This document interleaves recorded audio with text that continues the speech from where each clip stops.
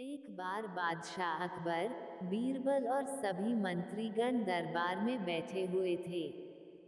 सभा की कार्यवाही चल रही थी। एक एक करके राज्य के लोग अपनी समस्याएं लेकर दरबार में आ रहे थे। इसी बीच वहां एक व्यक्ति दरबार में पहुंचा। उसके हाथ में एक पत्र था। सभी उस पत्र की ओर देख रहे थे। तभी अकबर ने उस व्यक्ति से पूछा, क्या है इस पत्र में? उसने कहा, महाराज, इसमें चीनी और रेत का मिश्रण है। अकबर ने फिर पूछा, किस लिए? अब दरबारी ने कहा, गलती माफ करना महाराज, लेकिन मैंने बीरबल की बुद्धिमत्ता के कई किस्से सुने हैं। मैं उनकी परीक्षा लेना चाहता हूँ। मैं यह चाहता हूँ कि बीरबल इस रेत में से बिना पानी का इस्तेमाल किए चीनी का एक एक दाना अलग कर दे। अब सभी हैरानी से बीरबल की ओर देखने लगे।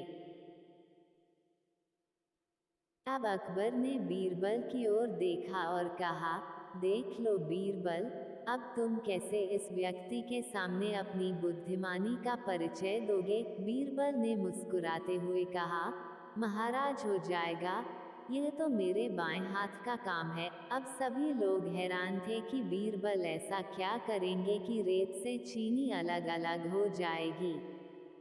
तभी बीरबल उठे और उस पत्र को लेकर महल में मौजूद बगीचे की ओर गए। उनके पीछे वह व्यक्ति भी गया। अब बीरबल बगीचे में एक आम के पेड़ के नीचे पहुंचे। अब वो पत्र में मौजूद रेत और चीनी के मिश्रण को एक आम के पेड़ के चारों तरफ फैलाने लगे। तभी उस व्यक्ति ने पूछा, अरे, यह क्या कर रहे हो? इस पर बीरबल ने कहा, ये आपको कल पता चलेगा। इसके बाद दोनों महल में वापस आ गए। अब सभी को कल सुबह का इंतजार था।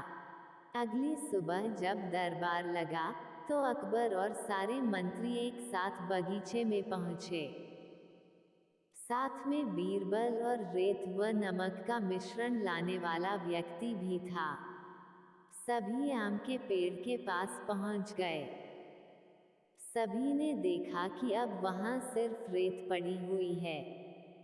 दरअसल रेत में मौजूद चीनी को चींटियों ने निकालकर अपने बिल में इकट्ठा कर लिया था और बची खुची चीनी को कुछ चींटियां उठाकर अपने बिल में ले जा रही थीं।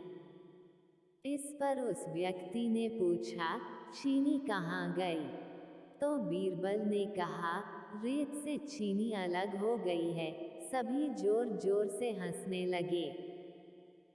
बीरबल की यह चतुराई देख अकबर ने उस व्यक्ति से कहा, अगर अब तुम्हें चीनी चाहिए तो तुम्हें चींटियों के बिल में घुसना पड़ेगा। इस पर सभी ने फिर से ठहाका लगाया और बीरबल की तारीफ करने लगे। ऐसी मनोरंजक कहानी के लिए मुझे सब्सक्राइब करें। धन्यवाद। आपका दिन मंगलमय हो।